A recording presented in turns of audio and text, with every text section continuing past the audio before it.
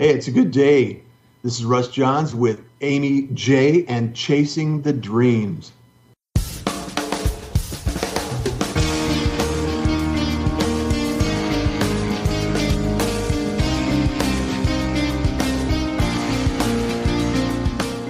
Welcome to Chasing Dreams Podcast with Aimee J. Aimee believes that realizing a life without regrets is achieved by taking chances, chasing your dreams, making moves, and overcoming your doubts. The Chasing Dreams Podcast will help you overcome life's obstacles, believe in your potential, and inspire you to face your fears. And now here's the woman who is passionately pursuing her dreams, Aimee J.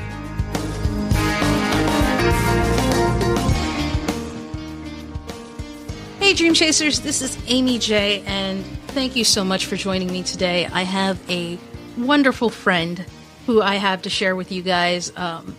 Met him last summer, and he is like a mentor. He's a teacher. He's fantastic. His name is Russ Johns, and he's been called the modern-day Renaissance man with his vast experience in radio, podcasting, and digital media production. He's a master of branding and an architect of ideas. He has taught multiple workshops for new podcasters and is an authority on digital media. He has actually, along with Joel and Pei, helped me in understanding what I need to do to launch this podcast. So I'm thrilled to have him on the show.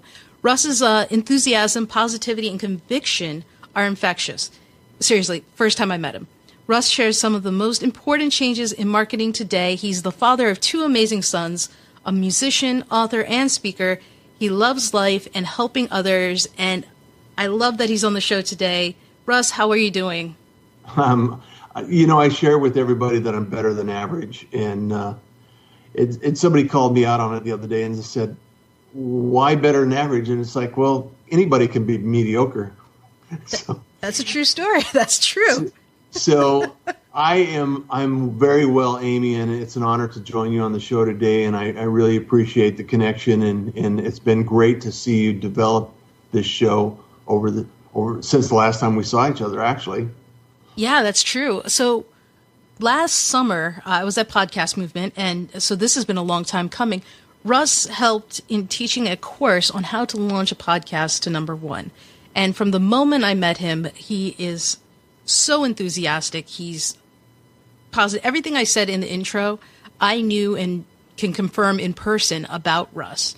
But Russ, how did you get into media? How did you get into all of this? Has that been something that's a thread from your younger days? Absolutely. Aimee, I started out playing drums when I was 11, played professionally for a number of years, and then I took a career change in '87 when I fell 36 feet off of a billboard. Oh, my. And why were you on a billboard?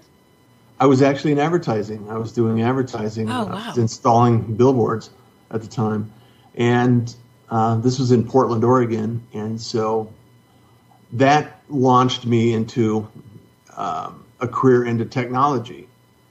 So I worked for a organization that owned radio, television, outdoor advertising, and also the Seattle Supersonics. And so through that experience, I was engaged in and working in audio quite a bit. And as a musician, my passion for recording and doing work, I did some recording for film. I did a couple of episodes as a musician in electronic music, and I've just stayed involved and engaged in audio and in music production as a whole. So when podcasting came around, I was actually operating a couple of radio stations and using some podcasting platforms to broadcast live games back to the radio station. And essentially that's what I was teaching at Podcast Movement, was using these tools that I was using in the radio station to broadcast live games to convert over to your, it's a simple way to get started on a podcast and get started. And that's been the thread the whole time. And I've been teaching workshops and educating people on how to start a podcast and how to keep going and coaching clients on that same subject. Now, one of the things you do, Russ, is you're very good at educating people, especially about changing technologies. But is there, I mean, you have this expertise in podcasting, but now you're doing a number of other forms, blabbing. Yep. Is it a verb, blabbing? It is today, right now. We can use it. That's true.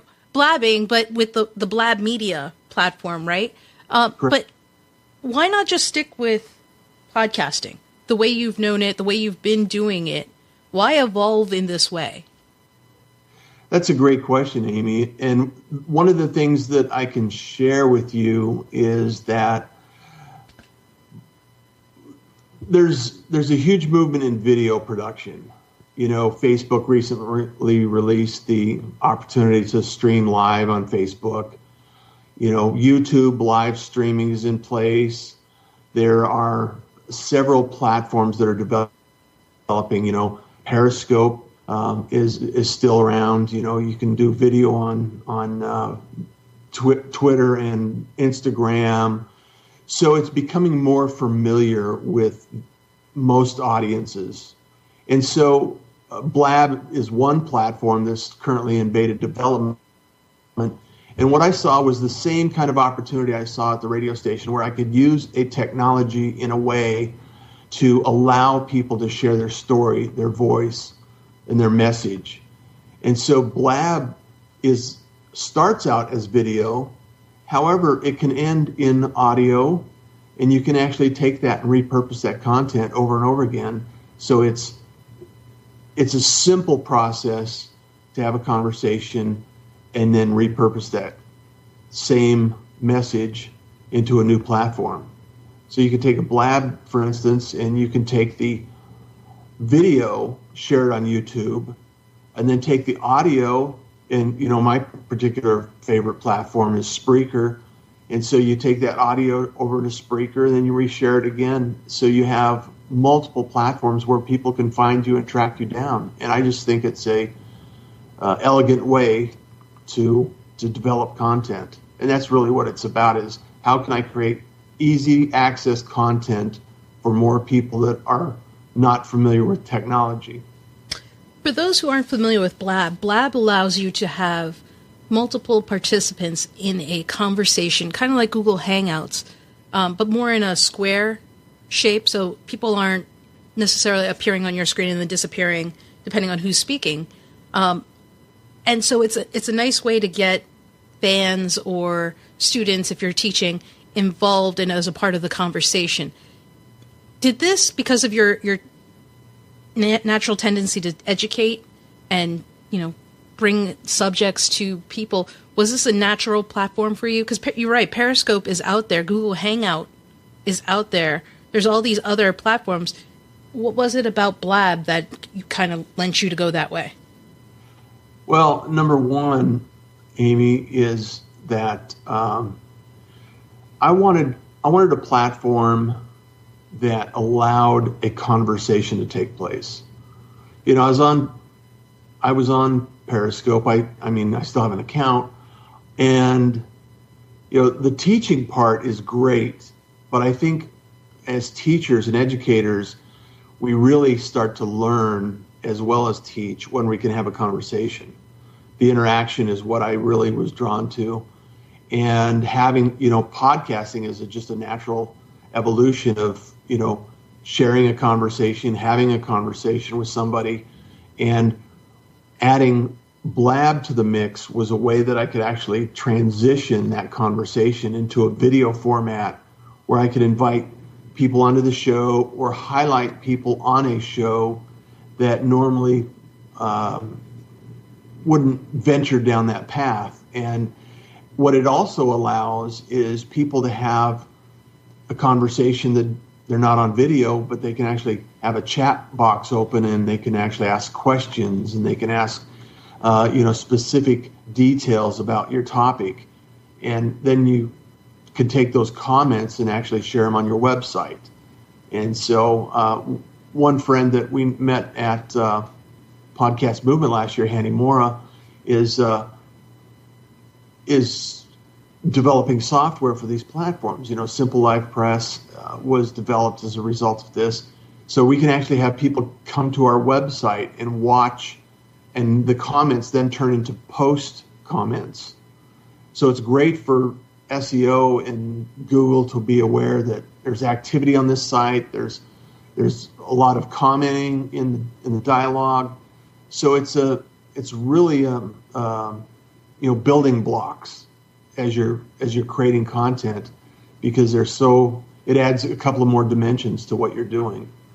So one of the reasons I asked the question is because I know that the way you work and the way you do things, you're thinking multiple steps ahead, right? So correct. You could always just record this, but you have a way, just like you said, you can repurpose this information.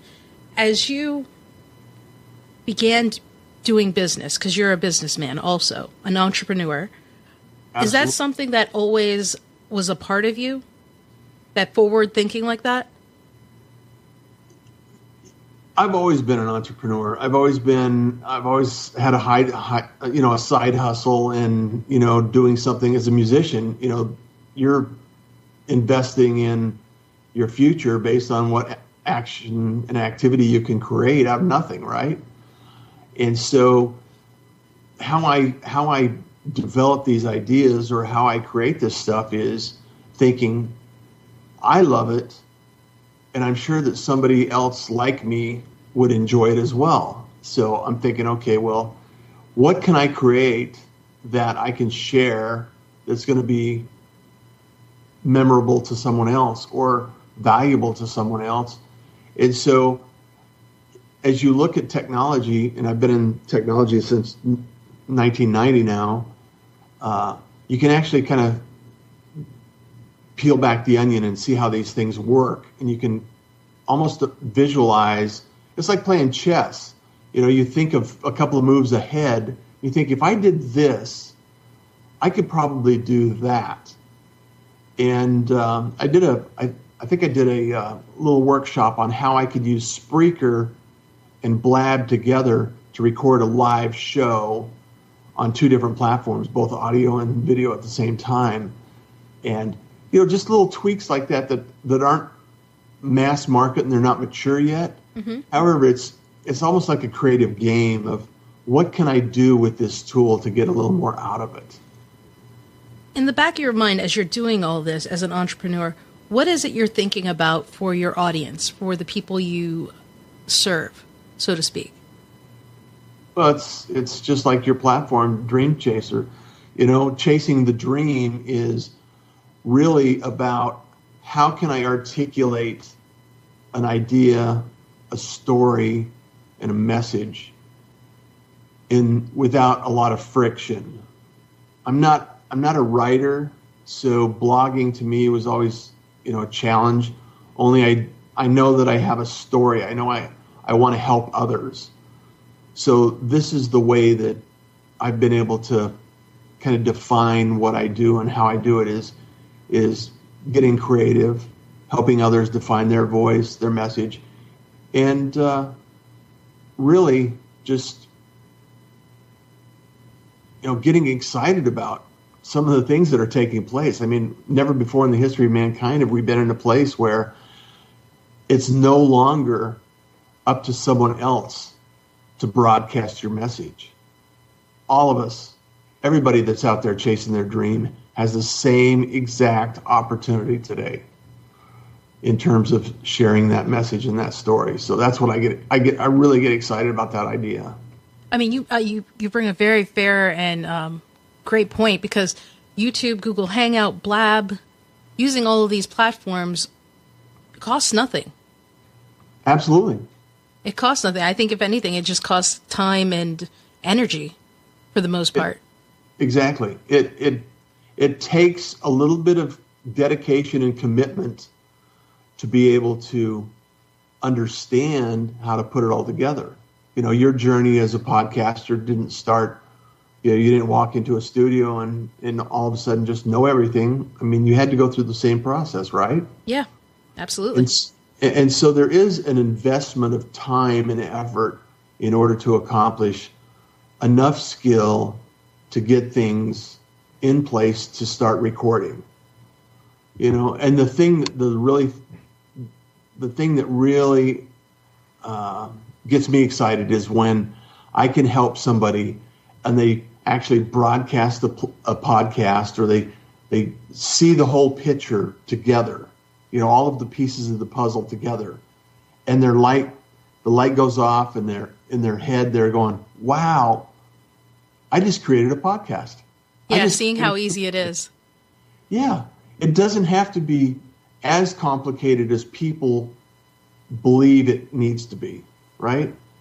And people do believe it's very difficult. I mean, I'm not knocking the work we do, because it's not easy, but it's not impossible either. Yeah, everything is, you're able to figure it out. I have people that I have on Blab on a regular basis, that are seniors, and they're able to figure out. A year ago, they weren't even texting. And now I have them on Blab broadcasting a show every week. So if I can do it, anybody can do it, right? I mean, it's a process. It's like anything else we do in life. You have a desire, you have a goal, there's a process, there's a set of decisions you need to make in order to get to the other side. And it's just a matter of deciding what that dream is going to be and how you're going to pursue it, and what needs to be in place in order to accomplish that particular goal, right? I mean, I think you're absolutely right, because of the fact that Blab isn't something that was always there. It's something that you had to figure out how to use. Absolutely. And it's changing. I mean, it's still in beta. And the funny thing about Blab, and not a lot of people understand this, is those tools that are being used to build Blab were already built. I mean, they're bringing some things that are unique together in a platform to deliver results. So a year from now, it could be an entirely different platform. So the idea is, how flexible can I be at telling my story on different platforms? And there's some, like I said, there are some amazing platforms. There are amazing tools that are coming out. Live stream, connecting directly to Facebook is one that I'm really fascinated by. And the fact that you can actually live stream directly to Facebook. Oh, you could do that with Blab now? Not with Blab. Okay. With live stream, it's another live video platform. Okay. So there are multiple live streaming platforms out there. We selected Blab for a specific goal of having people have a conversation, right? Mm-hmm. And there's other tools that are specific to streaming live events. Like streaming live to YouTube would be another example. Google Hangouts is a group of individuals that you can actually stream. In fact, there are people that are doing Google Hangouts inside of a Blab. Wait, really? Yeah. So it's pretty amazing that these things are taking place, and people are getting very creative with it. So where we'll end up in a year from now, or what the platform will look like, is yet to be determined. However, I think it's our obligation, and as an entrepreneur, I'm looking at how to push the boundaries and create something amazing, exceptional. I want to create an opportunity for others to be able to, share their message to the market and their target market and their community, because it's a great way to educate people. Look at the online education space. Lynda was purchased by LinkedIn. Udemy is huge. Creative Live. These platforms. I mean, it's a multi-billion-dollar industry. Yeah, and it's definitely one that I don't think everyone is aware of, but slowly they're learning about it. I mean, you're right. The tools are out there. It's just a matter of figuring out what they are, which one is appropriate, and using it. Yeah, absolutely. So what tools are you using, Aimee, that you're fascinated by, you're excited about? I really like Blab, because a little bit more than Google Hangout, because I love that everyone is there. You can still have the conversation on the side. You can bring people in, bring people out, and there's a intimacy, I think, that it allows. I haven't yet used it, and I've been considering it for podcasting to kind of let it be a little bit more interactive. I don't know if I'm there yet for that one, but I do think it's interesting because in what you were saying about repurposing, you could do it and export to YouTube. So there's a version there because YouTube is essentially just as powerful of a search engine as Google. Well, let's talk about that a little bit because I think people underestimate the value of multiple search engines. Twitter is a search engine. Yep. YouTube is a search engine. Facebook is a search engine. People that are living on these platforms are searching for content that is in line with their goals. And that's why the ability to repurpose content is so critical, is because, I just really get frustrated by people on Twitter that said, hey, thanks for the connection. Join me on Facebook or join me on LinkedIn or, join me somewhere else. It's like, I'm on Twitter right now. I don't want to go somewhere else. Right. Right. The reason I came to this social media platform, or it could be any platform. You could be on YouTube, like, hey, join me on Facebook. Well, what about Google Plus? Yeah, I'm right here. Right. It's true. And I think that's an interesting way to put it. So that is one thing I'm kind of considering, because I think you're right. There are so many different search engines. Being available and accessible is important. And I think Blab, while still in beta, and it does still have some bugs that need to be worked out, I actually used that to interview a writer on a television show, and it was great. It was a lot of fun because he was able to have this conversation with me and my co-host for our last podcast, I guess it was, on Revisiting Haven podcast, and people were still able to share questions in the chat box, and he hadn't been exposed to that. And neither had my co-host. And I was like, yeah, we tested it out prior. And I'm like, this is a great way to do it. Let's try this. Yeah. Because the other option was Google Hangout. I'm like, I really want to do the Blab, though, because I can incorporate it. And you have the chat box. And there's an intimacy to it. And it really worked out well. Yeah. I wanted Google Hangouts to be what Blab is developing into. I was really a huge advocate for Google Hangouts, and after, and we used it for some conferences and different activities in education, and I had when I'm doing one-on-one with individuals, when I have client calls or something like that, it's great because I could just go into Google and go in my email and just start a Hangout, right? Right. However, when you get multiple people and you want to stream Google on air or live, it just seemed like there was always a challenge. It's not as intuitive. Yeah. People couldn't find the link. They couldn't get on. You couldn't get a host. There were a number of things. I just recently tried to do a mastermind with some friends, and I sent the link. I tried to set it up as much. I'm like, hey guys, here's the link. And they tried to get on, and they were like, all we can do is watch it. You're the only one on. And I'm like, oh, thanks, guys. Hi. Yeah, there's a different link. It's not as, there's something to be said about simplicity. Absolutely. And I think Blab allows for that. That's not to say that Google Hangout won't evolve. And I think after seeing Blab, which I think is making itself a competitor in a good way for Google, I think Google will evolve its Hangouts to get better in a sense. Well, I have to believe that change will take place. When people level up their experience and their ability to create experiences, these platforms are just getting innovative. And Blab has a very small team. I mean, they're never going to get huge by their own admission. However, I think that it does at least plant the seed for others to look at it and say, wow, this is pretty innovative. I think we could do better. Yeah, it's what you said, level up. Yeah. If the competition is going to step up, you need to meet them at their new level. and do your best. And I think that's what makes technology so great is people are able to do that. They step up. They don't just step up, but they step up and say, hey, I'm going to see your new update and I'm going to raise you this new update. Right. That's the great thing about it.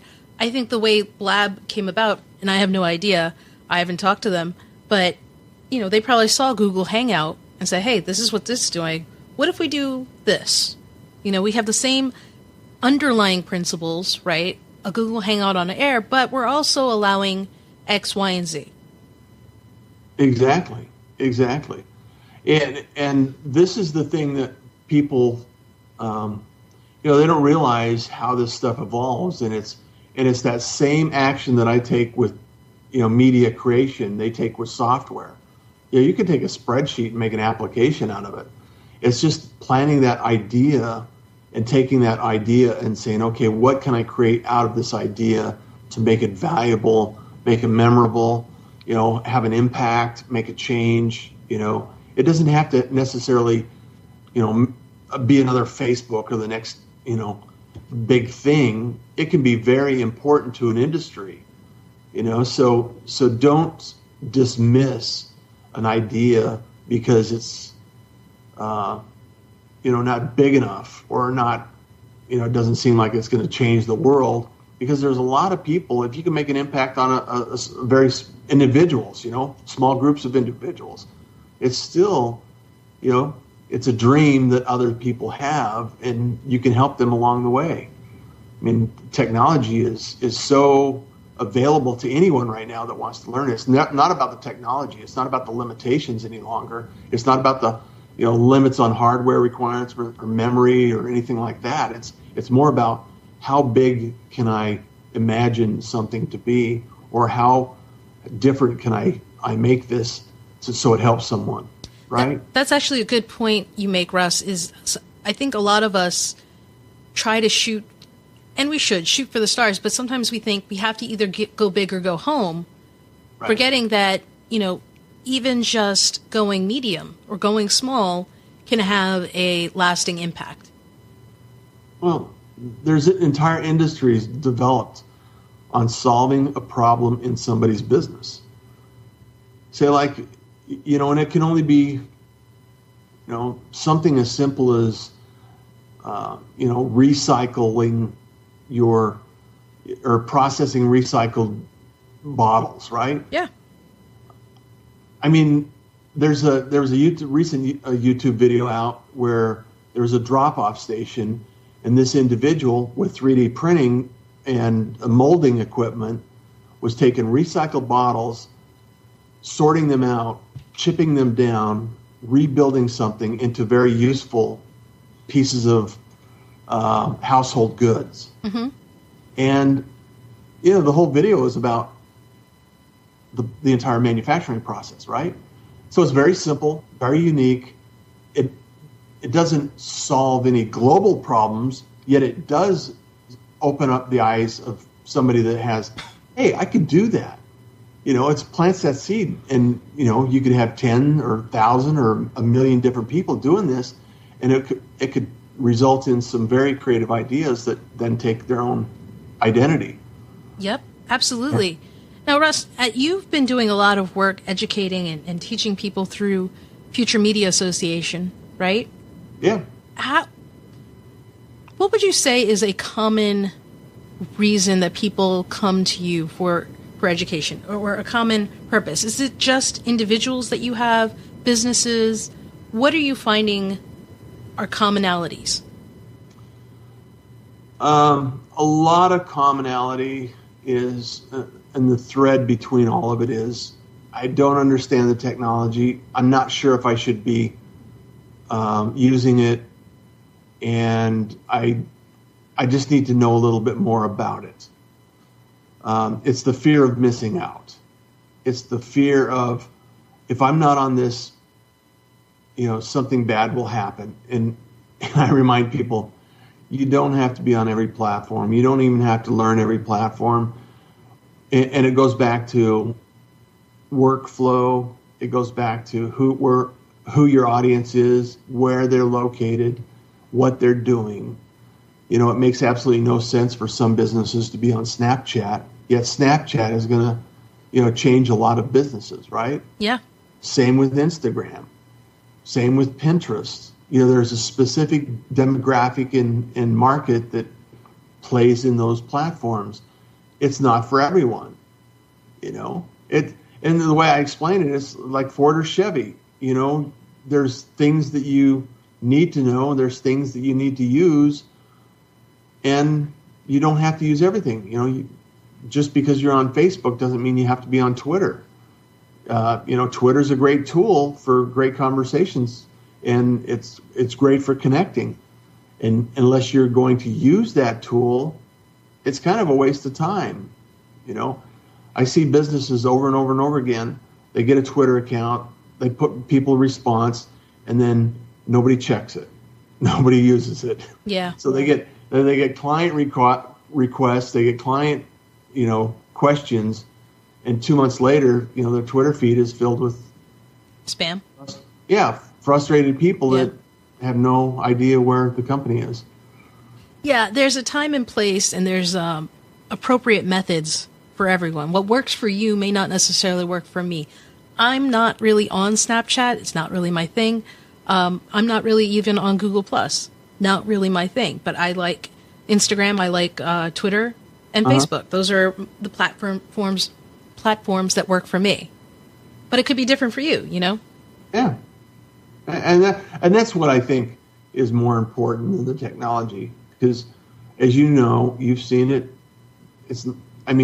Access to technology is easy. And that's what I tell people is there's no technical limitation. You don't have to learn code or, you know, you don't have to program anything these days to share your story. You know, if you're blogging, I mean, you can blog on Medium and not even have a website if you really want to. I encourage people to have their own website, and I encourage people to have their home base, and more than anything, everything you're doing needs to grow your engagement with your audience. And the best way to do that still, which is old school by some people's standards, is email. You know, What? Have a list, have a connection, have a community, right? There is a power in the email list, and I don't think everyone gets that. It's almost thought of to be outdated when, in fact, it's the opposite. Yeah, it is the opposite. And it's really about engagement. It's about communication. It's about, you know, I'm not going to be right for... It took me years to learn this, Amy, and I don't have to please everyone. I only have to please the people that I want to work with, right? And I have more than that. I have to please myself. You know, what gets me excited about getting up in the morning? Creating. You know, if I could just create all day, that would be great. I wouldn't have to do anything else but create new stuff, you know, create ideas. And so I encourage others to think about that. What gets them excited? What are they passionate about? You know, it's your platform, chasing the dreams, right? Yeah. So I remember at our when you did the workshop with Joel and Pei, that was one of the first questions you had asked, actually, was, you know, what are people passionate about? What are they there for? And it was really cool to hear the answers and the things that people were saying. Because, you know, if you're not passionate about it, then why are you there? Why are you even doing what you're doing? Well, podcasting, the entire process, editing, posting, all of the pieces of the puzzle, it takes work. It takes some effort. And there are times where you have a deadline and you're thinking, oh, I'm tired. I don't feel 100%. Right. I want to go to bed. Been there, done that. Yeah, we all have. And you know, it's almost like the show must go on, right? So if you're not passionate about your why, if you don't have that figured out, and there's not a goal attached to it, you know, it's a lot of effort for kind of a random thing to take place. It's like, why are you podcasting? Why are you even doing this? It's like, have a why. Yeah, right? That's a great piece of advice, which brings us to as we wrap it up, Russ, what is one thing you would tell someone who is chasing their dreams? It could be a piece of advice, it could be a resource, it could be anything under the sun. What would you tell them? The one thing that I share with everybody is perfection kills progress. So don't wait to be perfect to start. That's really good. Yeah. I mean, it's very simple, but it's very profound. And we can always improve. I mean, getting started is the most important thing that we can do. And everybody, there's so many people that say, well, I have to get this in place before I can do that. I have to get that in place before I can do this. And they reevaluate their technology or whatever they're doing to the point that they never start. And what I share with anybody that's working with me is, let's get something started and then make adjustments along the way. I mean, it's great advice, because I know a lot of people who will stay modifying and fixing things and refuse to release a podcast episode, a graphic art, a video they've put together, anything, because it's not perfect. Yeah. And, I think you have I think you owe it to the world to share your creativity regardless of the form it is. And if you wait for perfection, you're doing a disservice to yourself and to everyone else. Well, and that brings up another good point, and a recommendation to people is, forgive yourself for not being perfect. I like that, yeah. Release it. I mean, hey, I am the most imperfection. I have so many imperfections. Let's just say that hey, it's okay. I am who I am, and if I can help anybody along the path and get something out the door and feel like they're making progress, that's a good thing. That's a good day. Well, Chase Russ, their dreams.